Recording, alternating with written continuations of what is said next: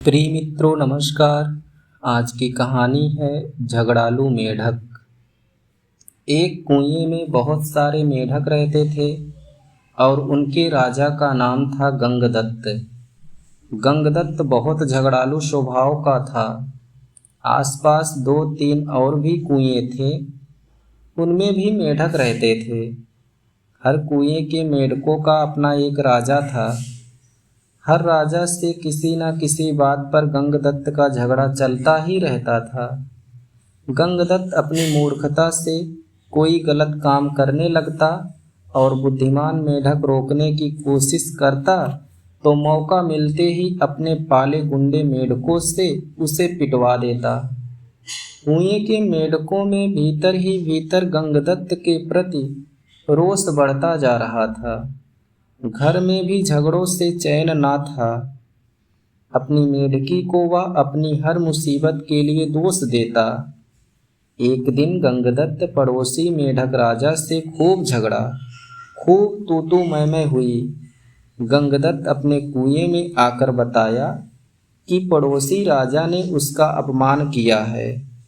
अपमान का बदला लेने के लिए गंगदत्त ने अपने मेढकों को आदेश दिया कि पड़ोसी कुएं पर हमला करे। सब जानते थे कि झगड़ा गंगदत्त ने ही शुरू किया होगा।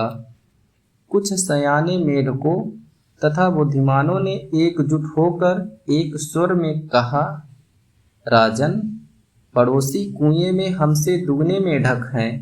वे हमसे स्वस्थ व अधिक ताकतवर हैं। हम सभी यह लड़ाई नहीं लड़ेंगे। गंगदत्त सन्न रह गया और बुरी तरह तिलमिला गया। मन ही मन में उसने ठान ली कि इन गद्दारों को भी सबक सिखाना होगा।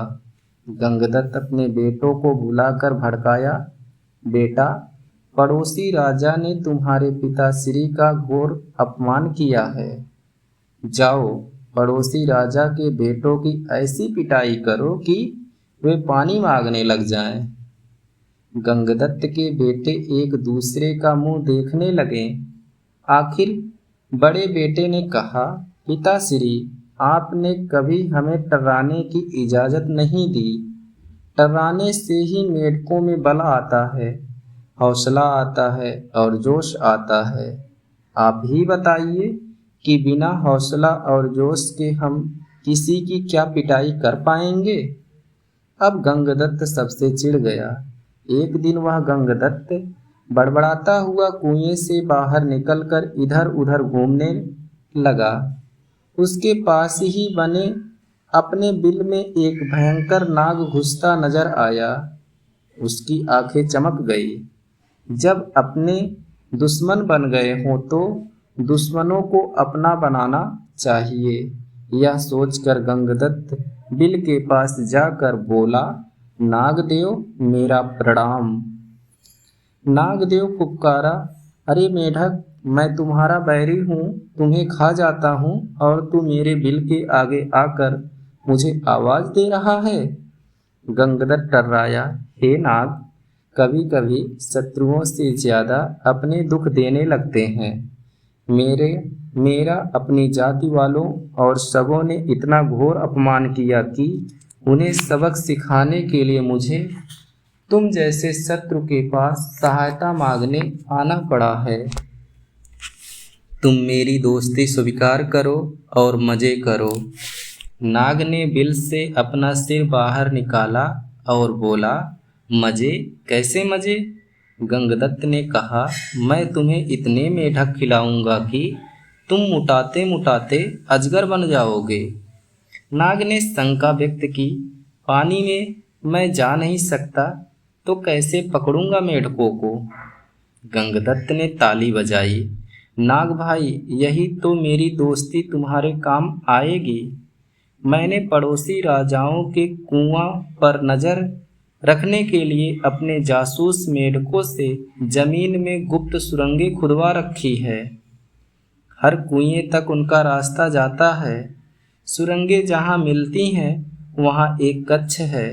तुम वहां रहना और जिस जिस मेढक को खाने के लिए कहूँ उन्हें खाते जाना। नाग गंगदत्त से दोस्ती के लिए तैयार हो गया, क्योंकि उसमें उसका लाभ ही लाभ था। एक मूर्ख बदले की भावना में अंधा होकर अपनों को दुश्मन के पेट के हवाले करने को तैयार हो जाए तो दुश्मन क्यों ना इसका लाभ उठाए।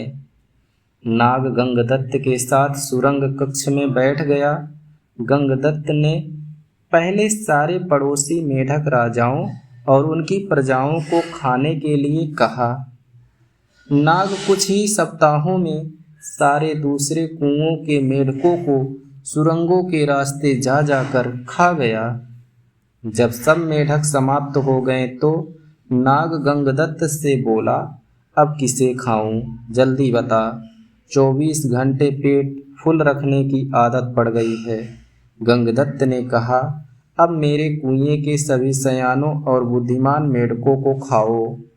नाग के द्वारा वह भी खाए जा चुके तो प्रजा की बारी आई। गंगदत्त ने सोचा, प्रजा की ऐसी की तैसी हर समय कुछ न कुछ शिकायत करती रहती है। प्रजाओं को खाने के बाद नाग ने खाना मांगा तो गंगदत्त बोला, नागमित्र, अब केवल मेरा परिवार और मेरे मित्र बचे हैं। खेल खत्म और मेढक हजम। नाग ने फन फैलाया और पुकारने लगा, मेढक, मैं अब कहीं नहीं जाने वाला, तू खाने का इंतजाम कर वरना हिश।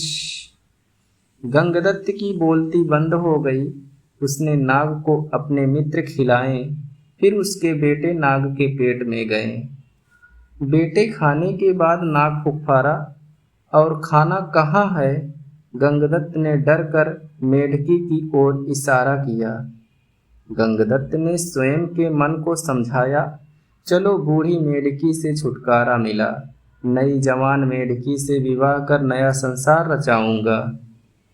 मेढकी को खाने के बाद नाग ने मुंह फाड़ा, खाना। गंगदत्त हाथ जोड़े, अब तो केवल मैं बचा हूँ, तुम्हारा दोस्त गंगदत्त। अब लौट जाओ आप। नाग बोला, तू ही कौन सा मेरा मामा लगता है? और उसे भी नाग निगल गया। इस कहानी से सीख मिलती है, अपनों से बदला लेने के लिए जो शत्रु के हाथों की कठपुतली बना वह नष्ट हो गया। धन्यवाद।